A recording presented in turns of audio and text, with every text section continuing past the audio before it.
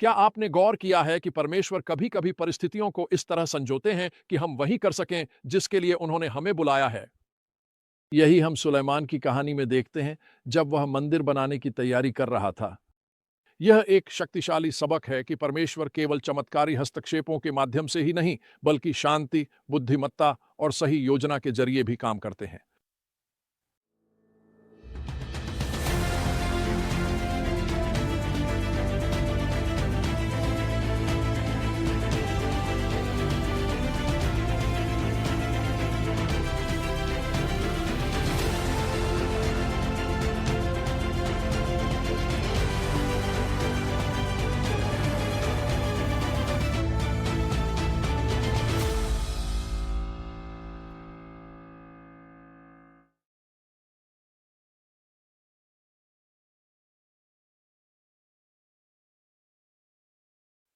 जब सुलेमान टायर के राजा हीराम को अपना संदेश भेजता है, तो वह एक दिलचस्प बात कहता है।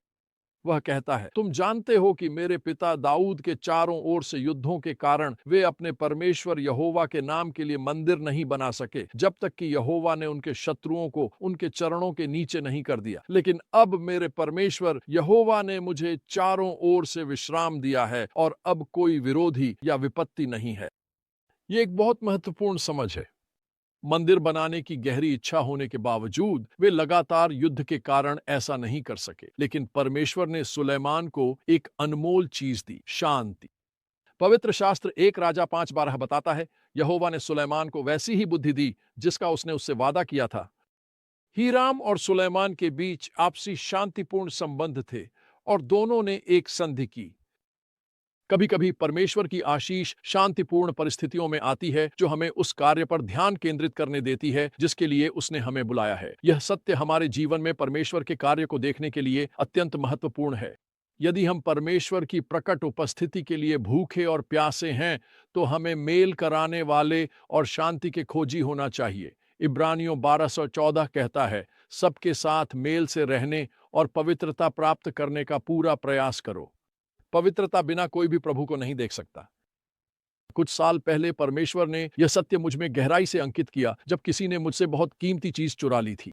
वह एक बौद्धिक संपत्ति थी जिसे बनाने में मैंने 1 साल से भी अधिक समय तक मेहनत की थी। मैंने कुछ वकीलों से बात की कि मैं इस स्थिति में क्या कर सकता हूं।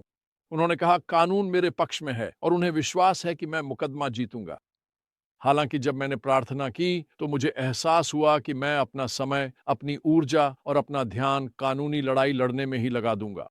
सुसमाचार प्रचार करने और परमेश्वर के राज्य का निर्माण करने के बजाय मुझे चुनाव करना था। क्या मैं लड़ाई करना चाहता था या शांति का पीछा करना चाहता था? मैंने शांति पाने का निर्णय लिया। मैं उस फैसले के लिए बहुत आभारी हूं। परमेश्वर ने मुझे कई तरीकों से आशीष दी है और मेरी प्रार्थनाओं का उत्तर भी दिया है। सुनिए, उसने मेरी कल्पना से भी बढ़कर काम किया है। जब हम शांति में होते हैं, तो इसका मतलब सिर्फ या नहीं कि हम आराम का समय बिता सके। परमेश्वर के हमारे लिए बड़े उद्देश्य हैं। हमें उनका पीछा करना चाहिए और यही ठीक वही है जो सुलेमान ने किया। देखिए, सुलेमान ने केवल शांति के आनंद के लिए बैठकर समय नहीं बिताया। वह अद्भुत संगठन और बुद्धि के साथ आगे बढ़ा। उसने सामग्री की व्यवस्था की और लेबनान से उत्तम देवदार की लकड़ी मंगवाई। वह कार्यबल का संगठन करता है। 70,000 मालवाहक, 80,000 पत्थर काटने वाले, 3,600 पर्यवेक्षक। वह व्यापारिक संबंध स्थापित करता है, बुनियादी ढांचे का विकास करता है और इस विशाल परियोजना को समर्थन हेतु प्रणालियां लागू करता है। विशेष रूप से ध्यान देने योग्य है यह है कि सुलेमान इस व्यावहारिक संगठन को कैसे जोड़ता है आध्यात्मिक शांति से। इस काल से संबंधित नीति वचनों में हम उसे नेतृत्व, न्याय और धर्म के बारे में निर्देश देते हुए देखते हैं। वह नेताओं को शराब के खतरों की चेतावनी देता है, गरीबों की रक्षा और न्याय बनाए रखने के महत्व पर जोर देता है और घोषणा करता है कि धर्म एक राष्ट्र को महान बनाता है, लेकिन पाप किसी भी व्यक्ति को नष्ट कर सकता है। सुलेमान ने एक महत्वपूर्ण बात समझी थी। परमेश्वर के मंदिर का निर्माण केवल भवन निर्माण के बारे में नहीं था। यह एक धर्मपरायण राष्ट्र के निर्माण के बारे में था, जो वास्तव में परमेश्वर का सम्मान कर सके। इसीलिए उसने न केवल भवन निर्माण परियोजना के संगठन पर काम किया, बल्कि पूरे देश में न्याय और धर्म की स्थापना पर भी ध्यान दिया। लेकिन शायद इस पूरी कथा में सबसे गहरी सच्चाई भजन संहिता 137:1 से आती है। जब तक प्रभु घर नहीं बनाता, निर्माण करने वालों का परिश्रम व्यर्थ है जब तक प्रभु नगर की रक्षा नहीं करता। पहरेदारों का पहरा देना व्यर्थ है। सुलेमान अपनी सारी बुद्धि और संगठनात्मक क्षमता के बावजूद जानता था कि अंतिम सफलता पूरी तरह से परमेश्वर पर निर्भर करती है। तो हम आज इन सच्चाइयों को कैसे लागू कर सकते हैं? पहली बात, परमेश्वर द्वारा दिए गए शांति के समय को पहचानें और उनका उपयोग उसकी योजनाओं के लिए करें। दूसरी बात, अपने कार्यों में आध्यात्मिक बुद्धि को व्यावहारिक संगठन के साथ मिलाएं। तीसरी बात, याद रखें कि परमेश्वर के लिए निर्माण करना में धर्मी चरित्र का निर्माण करना शामिल है। चौथी बात, योजना बनाने और उसे लागू करने दोनों में परमेश्वर की बुद्धि की खोज करें। पांचवी बात, अपनी संपत्ति और संबंधों का उपयोग परमेश्वर के उद्देश्यों को आगे बढ़ाने के लिए करें। छठी बात, अपने सभी प्रयासों में न्याय और धर्म का पालन करें। और सातवीं बात, हमेशा याद रखें कि सच्ची सफलता केवल प्रभु से ही मिलती है। जब एक राजा 6 में परमेश्वर ने सुलेमान से मंदिर के बारे में बात की, तो उन्होंने स्पष्ट कर दिया कि स्वयं भवन ही मुख्य बात नहीं थी।